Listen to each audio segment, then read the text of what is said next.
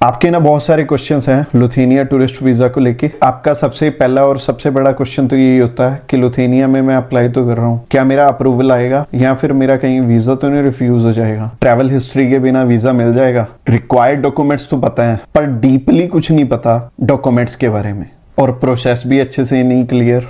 और एंड में मेरे इस टूरिस्ट वीजा को अप्लाई करने में ज्यादा खर्चा तो नहीं आएगा। तो जब हम वीजा अप्लाई करते हैं ना, बहुत सारी कंफ्यूजन हो जाती है और एक छोटी सी गलती भी आपका वीजा रिफ्यूज करवा सकती है। पर आज मैं ट्राई करूंगा इस वीडियो में आपके सारे डाउट्स तो क्लियर हो ही जाएं, प्लस टूरिस्ट वीजा की सच्चाई भी आपको पता लग जाए और कम कॉस्टिंग में पहली बार में ही आपका वीजा सक्सेसफुली आ जाए। और ये वीडियो ना सबके लिए नहीं है, ये वीडियो सिर्फ उनके लिए है जो कि जेन्युइनली अपना अप्लाई करके वीजा लेना चाहते हैं और समझना चाहते हैं डीपली सारी चीजें। ऊपर ऊपर से तो हमें बहुत सारी चीजें पता होती हैं क्योंकि आजकल रील का जमाना है। लुथेनिया में हमने बहुत सारे वीजास ऑलरेडी अप्रूव करवाए हैं। अगर आप भी लुथेनिया का टूरिस्ट वीजा अप्लाई करना चाहते हो और इसके अलावा आप अगर हमें कॉल करना चाहते हो तो कॉल भी कर सकते हो। तो मेरा नाम है रमन, आप देख रहे हैं ग्रैब माई वीजा। तो चलिए अभी इस वीडियो को स्टार्ट करते हैं।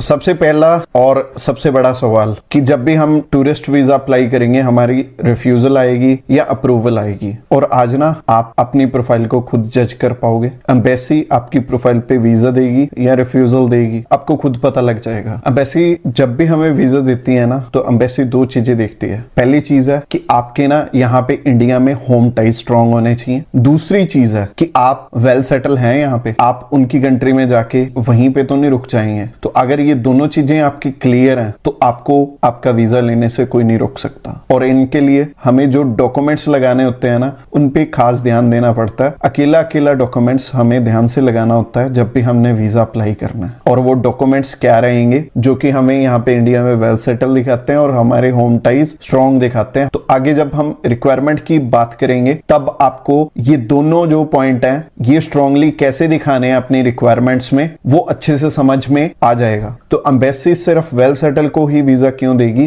क्योंकि हमारे इंडिया की ना इकोनॉमी बहुत वीक है। अगर यहाँ से 100 जने बाहर जाते हैं ना, तो उसमें से 80% वहीं पे रुक जाते हैं। तो जेन्युइन जो ट्रैवलर है ना, वो 20% ही है, और 20 से तो वैसे और कम होंगे। और एक और बात जो कि बहुत सिंपल है बट मैं क्लियर करनी चाहूंगा कि एम्बेसी में ना सिर्फ आपके डॉक्यूमेंट्स जाने हैं। वो डॉक्यूमेंट्स अगर स्ट्रॉन्ग है तो आपका वीजा आ जाएगा, अगर वो डॉक्यूमेंट स्ट्रॉन्ग नहीं है तो आपका बट ऑब्वियस सी बात है कि एम्बेसी वाले रिफ्यूज ही करेंगे। और आज की वीडियो में मैं जो रिक्वायरमेंट बताने वाला हूं ना, वो बिल्कुल ध्यान से समझ लेना क्योंकि इतनी इंफॉर्मेटिव वीडियो आपको इंटरनेट पे नहीं मिलेगी। आज मैं आपको सारे पॉइंट्स बिल्कुल इजी वर्डिंग में समझाने वाला हूं। और मैंने देखा है कि जो YouTube पे ज्यादातर वीडियोस है ना, वो कंफ्यूजन से भरी हैं। आप वीडियो को देखते हो, आपको क्लैरिटी कोई नहीं मिलती है, पर हाँ इतना पता लग जाता है कि ये पर्सन ना बाहर जाने में हेल्प करता है। और आप उन्हें कॉल करते हो तो वो ठीक है हो जाएगा करके आपका अप्लाई कर देते हैं। रिक्वायरमेंट तो समझाई नहीं ढंग से, तो इसीलिए तो वीजे रिफ्यूज होते हैं। तो आज जो इंफॉर्मेशन आपको मिल रही है ना, ये आपको कोई नहीं देने वाला। लोगों का ना बहुत बुरा हाल है, लोग ना 5-5, 6-6, 7-7, कोई तो 10 बार भी रिफ्यूज हुआ होता है। अलग अलग लोगों से रिफ्यूज हुए होते हैं, बट उनके जो रिक्वायर्ड डॉक्यूमेंट की लिस्ट है ना, वो अच्छे से पूरी नहीं होती। और चलो रिफ्यूजल आ गया फिर भी ठीक है। रिफ्यूजल के बाद ये सो कॉल्ड वीजा एडवाइजर पता है क्या बोलते हैं कि आपकी ना ट्रैवल हिस्ट्री स्ट्रॉन्ग नहीं है। अपने 4-5 एशियन कंट्रीज में घुमाओ और अपनी ना ट्रैवल हिस्ट्री स्ट्रॉन्ग कर लो। अगर आप 4-5 कंट्री में घूम के आते हैं ना, तो आपके कम से कम 2 से 2.5-3 लाख रुपए लग जाते हैं। हमारे पास ना ऐसे मल्टीपल एग्जांपल्स हैं कि लोगों ने ना 2-2 साल वेस्ट कर लिए इन्हीं बातों के पीछे, और 2 साल के बाद उनके 3 से 4 लाख रुपए लग गए। प्लस अभी तक भी उन्हें ये नहीं पता कि मेरे को एक्चुअल में रिक्वायरमेंट चाहिए तो चाहिए क्या। और शायद अगर आज की वीडियो आपने ध्यान से नहीं देखी तो आपको असल में रिक्वायरमेंट कभी भी पता नहीं लगेंगी। फिर चाहे आप भी मान लो 1-2 बार रिफ्यूज हो गए हो, उसके बाद आप चाहे ट्रैवल हिस्ट्री में 2 लाख रुपए 3 लाख रुपए लगा देना, आपका फिर भी वीजा नहीं आएगा। क्योंकि ट्रैवल हिस्ट्री जरूरी नहीं है, कोई भी कंट्री कंट्री नहीं बोलती कि अगर कोई फ्रेश पासपोर्ट है वो बाहर नहीं जा सकता, पर हाँ बाहर वो जा सकता है जो कि यहाँ पे इंडिया में वेल सेटल है और जिसके टाई स्ट्रॉन्ग है। बाकी इस वीडियो की इंफॉर्मेशन अगर आपको अच्छी लग रही है तो इस वीडियो को लाइक कर सकते हो और इस चैनल को सब्सक्राइब भी कर लेना। अप्रूवल आएगी या रिफ्यूजल क्लियर हो गया, ट्रैवल हिस्ट्री चाहिए होती है या नहीं चाहिए होती ये भी आपको क्लियर हो गया। अब बात करते हैं रिक्वायरमेंट्स की। सबसे पहले स्टार्ट करते हैं बेसिक रिक्वायरमेंट। बेसिक रिक्वायरमेंट में आपके पास आपका पासपोर्ट होना चाहिए। पासपोर्ट में कम से कम आपकी 8 से 9 मंथ की वैलिडिटी होनी चाहिए जब आप वीजा अप्लाई कर रहे हो, क्योंकि जिस दिन आपने ट्रैवल करना है ना उस दिन से लेके जब तक आप वापस आओगे तब तक आपके पास 6 महीने की वैलिडिटी होनी चाहिए। तो अगर आपका पासपोर्ट वैलिड नहीं है तो आप सबसे पहले उसे रिन्यू करवाओ। दूसरा बेसिक डॉक्यूमेंट है, आपको पासपोर्ट साइज फोटोग्राफ चाहिए होती है 35 बाई 45 की। तो अब बात करते हैं कैसे इंडिया में आपने अपने आप को वेल सेटल दिखाना है और इसके लिए आपको डॉक्यूमेंट्स क्या क्या चाहिए। तो वेल सेटल यहाँ पे वही होगा कि जिसके पास की पैसे हैं, कि अकाउंट में ठीक ठाक बैलेंस है। हाँ, बैंक बैलेंस अगर मान लो आपका थोड़ा लो है, आपके पास 3-3.5 लाख रुपए हैं तो वो चलेगा, पर सिर्फ आप 3-3.5 लाख रुपए में अपना 7 दिन का ट्रिप ही शो कर पाओगे। और अगर मान लो आप 1 या 1.5 या 2 मंथ के लिए जाना चाहते हो तो आपको अकॉर्डिंगली बैंक बैलेंस ज्यादा चाहिए होगा। और अगर आप वाइफ और बच्चे के साथ ट्रैवल करना चाहते हो तो बैंक बैलेंस जो है आपको कम से कम 5 से 6 लाख रुपए दिखाना पड़ेगा फॉर 7 डेज ट्रिप। और अगर ट्रिप ज्यादा है तो आपको ज्यादा बैंक बैलेंस की रिक्वायरमेंट होगी। आप फैमिली के साथ ट्रैवल कर रहे हैं, 6 लाख रुपए पड़े हैं तो आपका शायद फिर भी वीजा ना आए, क्योंकि ये पैसे आ कहां से रहे हैं वो भी शो करना जरूरी है, यानी कि आप काम क्या करते हो।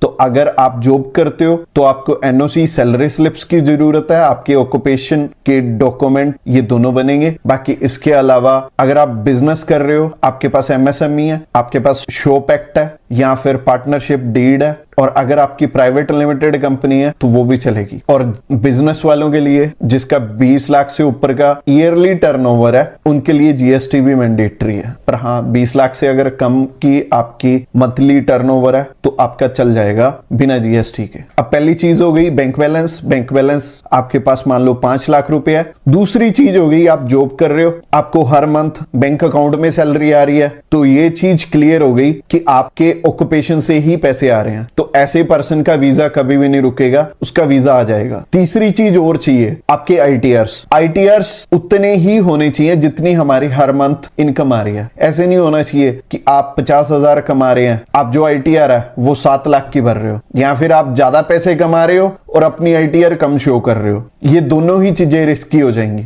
बाकी ये 3 ही डॉक्यूमेंट्स थे जो आपको यहाँ पे वेल सेटल दिखाते हैं, और ये अच्छे से अगर आपने शो कर दिए तो आपको आपका वीजा लेने से कोई नहीं रोक सकता। अब मैंने इस वीडियो में बता तो दिया है, पर अभी भी अगर समझ में नहीं आया तो कोई बात नहीं, अगले डॉक्यूमेंट समझो, उसके बाद मैं आपको बताता हूं कि आपने आगे क्या करना। अगले डॉक्यूमेंट्स हैं अपने होम टाइज स्ट्रॉन्ग दिखाने के। तो होम टाइज स्ट्रॉन्ग उसी के होते हैं जिसका कि यहाँ पे मान लो मैरिज हो रखी है और मैरिज सर्टिफिकेट है, और अगर मैरिज सर्टिफिकेट नहीं है तो आपके पासपोर्ट पे अगर आपके स्पाउस का नेम है तो वो भी चलेगा। इसके अलावा आपके अगर बच्चे हैं तो बच्चों का बर्थ सर्टिफिकेट भी चलेगा। ये दोनों चीजें सिर्फ मैरिड पर्सन को चाहिए होंगी। ज्यादातर शेनेगन कंट्रीज में आपको प्रॉपर्टी वैल्यूएशन की जरूरत नहीं है। अगर आप बनवा भी लेते हो तो वीएफएस वाले आपको वापस कर देते हैं। तो इसके बाद आगे एम्बेसी की भी कुछ एक रिक्वायरमेंट होगी कि वो सारी चीजें भी होने चाहिए। और एम्बेसी की पहली रिक्वायरमेंट है आपका visa application form, covering letter, itinerary, hotel booking, air ticket booking और ट्रैवल इंश्योरेंस। और इसमें जो वीजा एप्लीकेशन फॉर्म है, बहुत सारे लोग खुद अप्लाई करने का तो सोचते हैं, गलत एप्लीकेशन फॉर्म फिल करके एम्बेसी में चले जाते हैं। तो असल में ये सिस्टम क्या है कि ये time to time application form change करते रहते हैं। तो अगर आप गलत एप्लीकेशन फॉर्म फिल करके एम्बेसी में चले गए तो वो आपसे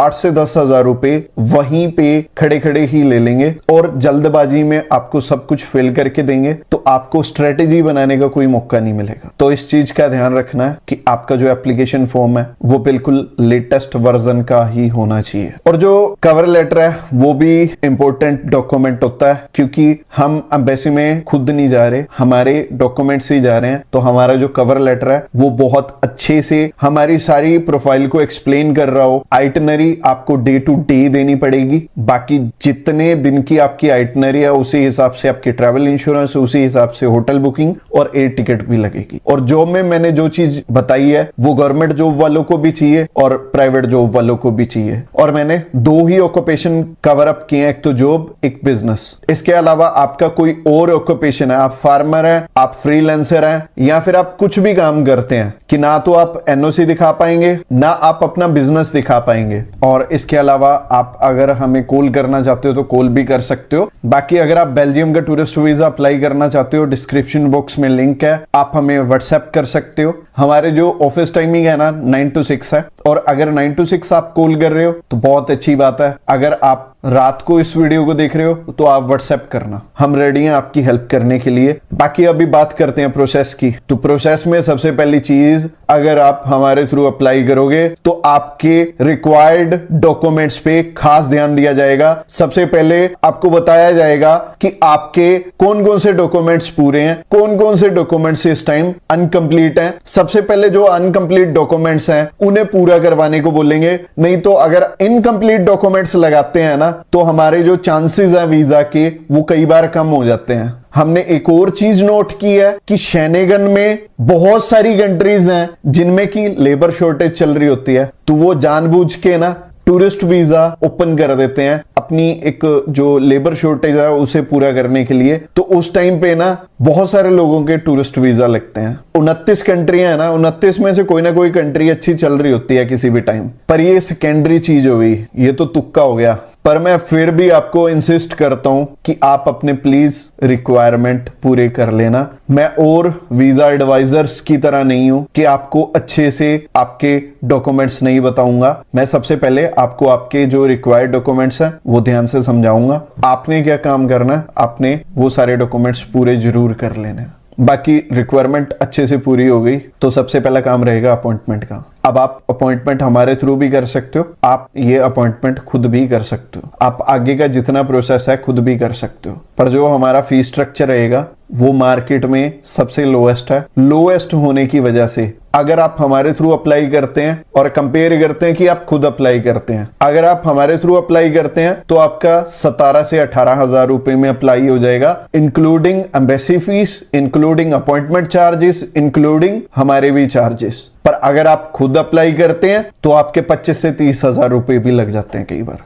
तो अच्छी बात है ना, एक तो आपकी कॉस्टिंग कम लगेगी, दूसरी बात ये है अगर आप एक्सपीरियंस्ड नहीं हो तो एक एक्सपीरियंस्ड पर्सन ही आपकी फाइल रेडी करेगा तो वो अच्छा रहेगा, उसमें गलती की गुंजाइश नहीं होगी। और आपको भी अच्छे से पता है कि एक छोटी सी गलती की वजह से किसी का भी वीजा रिफ्यूज हो जाता है और ट्रैवल एक्सपर्ट की आपको हेल्प ले लेनी चाहिए। तो अगर आप हमारे थ्रू अप्लाई करोगे तो आपको ज्यादा बेनिफिट होने वाला। सबसे पहला काम है अपॉइंटमेंट। हम सिर्फ अपॉइंटमेंट के चार्जेस ही आपसे मंगवाते हैं और अपॉइंटमेंट के चार्जेस नियर अबाउट 2000 रुपए होते हैं। किसी कंट्री के 200 कम लगते हैं, किसी कंट्री के 200 ज्यादा लगते हैं, तो राउंड फिगर हम 2000 रुपए मान लें। आप जब भी हमारे थ्रू अप्लाई करते हो आप अश्योर्ड रहो, इसीलिए हमने स्टेप बाय स्टेप पेमेंट रखी हुई है। सबसे पहले आपसे VFS चार्जेस मंगवाएंगे और आप 2000, 1800 या 1600 रुपए का तो हमारे ऊपर ट्रस्ट कर सकते हो। और इतने कम कॉस्टिंग लेके हम आपकी कहां जाएंगे। तो आपने सबसे पहले अपने अपॉइंटमेंट चार्जेस डालने हैं, अपना पासपोर्ट भेजना है, अपनी अपॉइंटमेंट करवा लेनी है।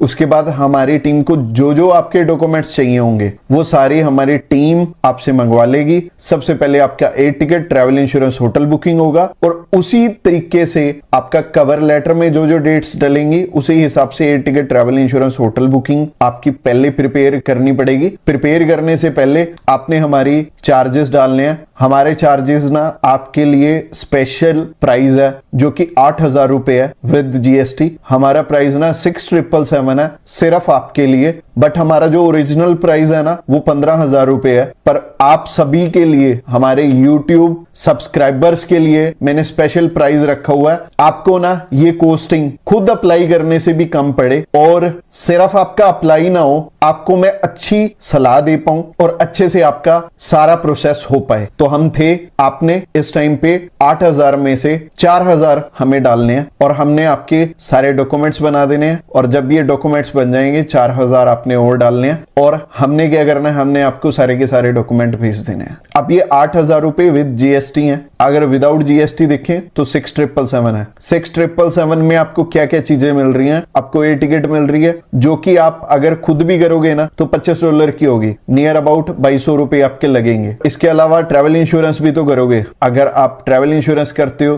तो 1500 रुपए की ट्रैवल इंश्योरेंस होती है, वो भी इंक्लूडेड है इसी में। इसके अलावा होटल बुकिंग पेड प्रॉपर्टी होती है, उसमें क्रेडिट कार्ड लगता है, वो भी हम करके देंगे। और अगर हम टोटल करें ना तो 3700 रुपए सिर्फ इसी चीज के बन जाते हैं। और आप भी सोच सकते हो कि हमारा मार्जिन कितना कम है और इतने कम मार्जिन पे हम ऑपरेट कैसे कर रहे हैं, ये भी आप चीज सोच रहे होगे। देखो, जो आपसे ज्यादा पैसे ले रहे हैं ना, जो मान लो 50,000 ले रहे हैं या 1 लाख ले रहे हैं, आपको ये लगता होगा कि वो अच्छे से आपका काम करके देंगे, बट नहीं, उन्होंने अपना 50,000 या 1 लाख रुपया बना लिया। बट हाँ, अगर हमारी बात करें ना, अगर हमने मार्केट में सरवाइव करना है तो हमें रिजल्ट ओरिएंटेड बन के चलना पड़ेगा। हमें आपका वीजा ला के देना पड़ेगा और वीजा लेने के लिए आपकी रिक्वायरमेंट अच्छे से पूरी करवानी पड़ेगी। और हमने ये चीज पॉसिबल की भी है मार्केट में, शायद इसीलिए हम सरवाइव कर पाए हैं अभी तक। पिछले 8 साल से मैं इसी फील्ड में हूं और आप हमारे